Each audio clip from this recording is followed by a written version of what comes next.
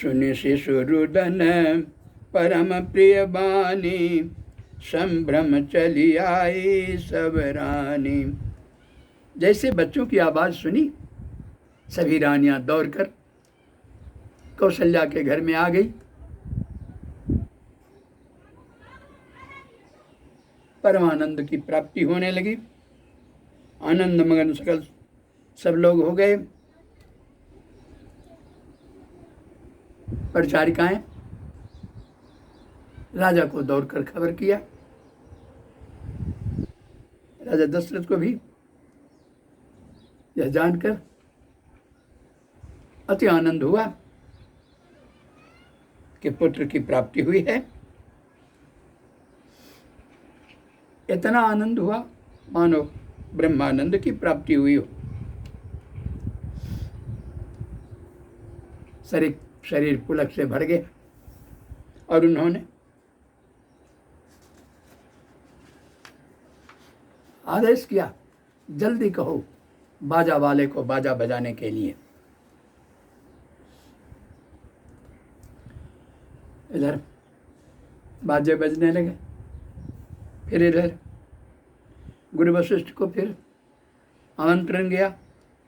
गुरु वशिष्ठ भी ब्राह्मणों के साथ बालक को देखने का दर्शन करने के लिए आ पहुंचे। देखा, गुरु ने देखा, रूप राशि गुण कही न सका।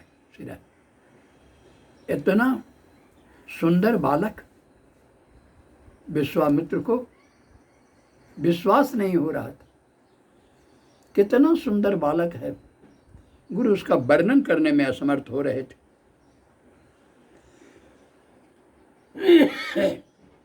फिर गुरु ने बालक का नंदी मुख साध किया, जात कर्म करके दान दक्षिणा पाया।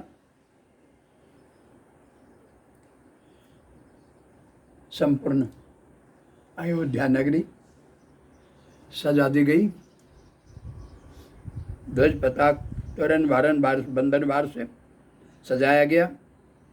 जगह जगह सुमन की वृष्टि आकाश से होने लगी। देवता सब प्रसन्न होकर के आकाश मार्ग से पुष्पों की वर्षा करने लगे।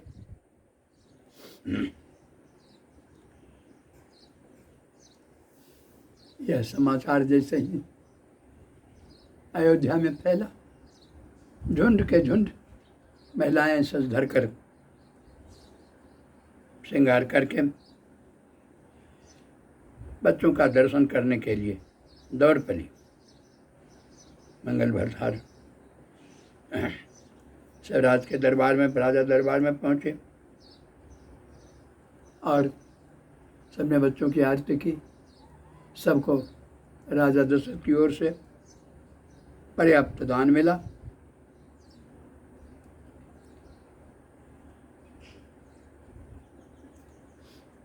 इस प्रकार गृह गृह बाज बधाव, शुभ प्रगटे सुषमा सकंद, हरस बंद सब जहता, नगर नारी नर वृंद।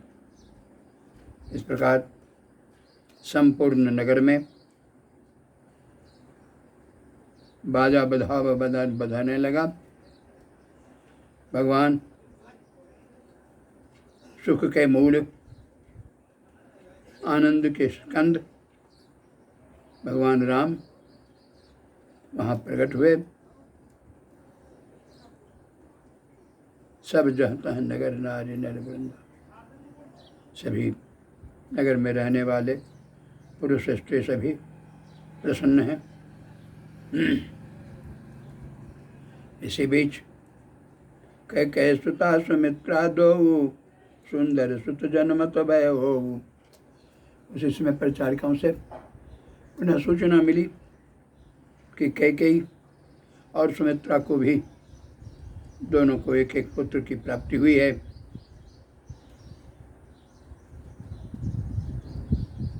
उस समय यह समाचार पाकर राजों को कितनी प्रसन्नता हुई, कह न सके शारदा हिरा। शेषराज और शारदा भी दशरथ के मन में कितना आनंद हुआ, इसको कहने में असमर्थ हो गए, कह न सके, इतना आनंद हुआ। इस प्रकार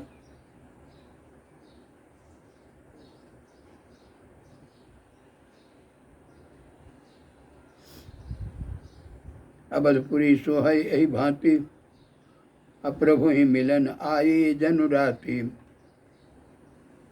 अब भगवान का आविर्भाव हुआ, धूप अगरबत्ती इतना जला कि अंधेरा हो चला, लगा जैसे भगवान को क्या रात हो गई। परंतु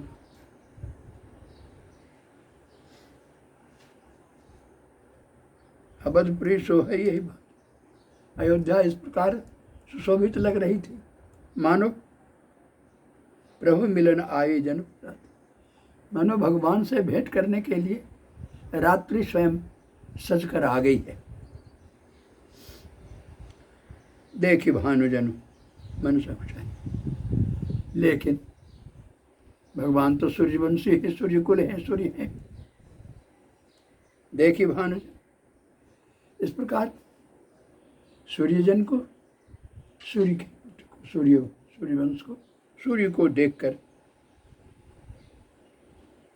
मन रात्रि सकुचा गई, मन सकुचानी, रात्रि का मन सकुचा गया।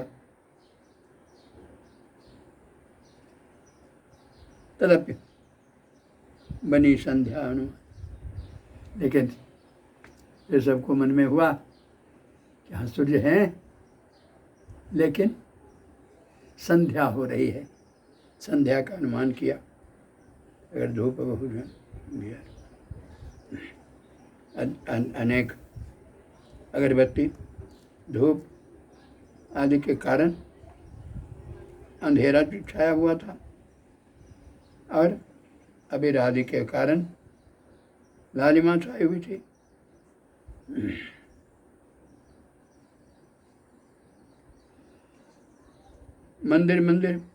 मंदिर में जो मणि जगमगा रहा था,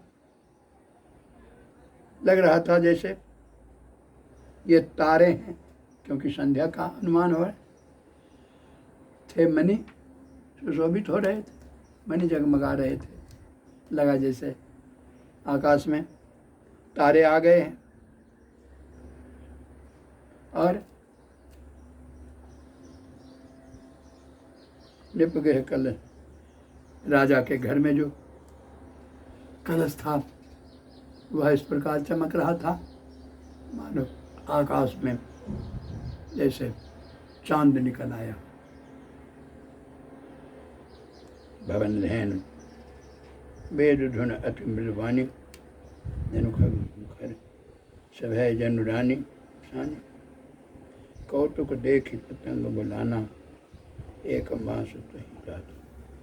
इस प्रकार भगवान 1 महीना तक खेल ही खेल में यह देखते रह गए।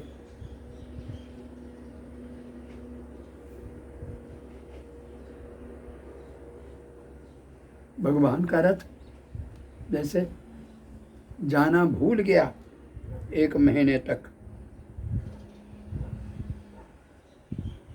रात हुई ही नहीं।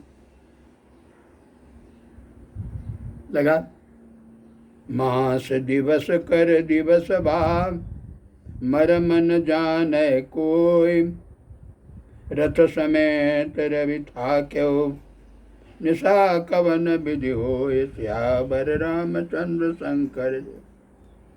इस प्रकार 1 महीना तक भगवान का प्रकाश, 1 महीना तक भगवान वहाँ आकाश में जगमगाते रहे। इस रहस्य को कोई जान नहीं सका। भगवान का रथ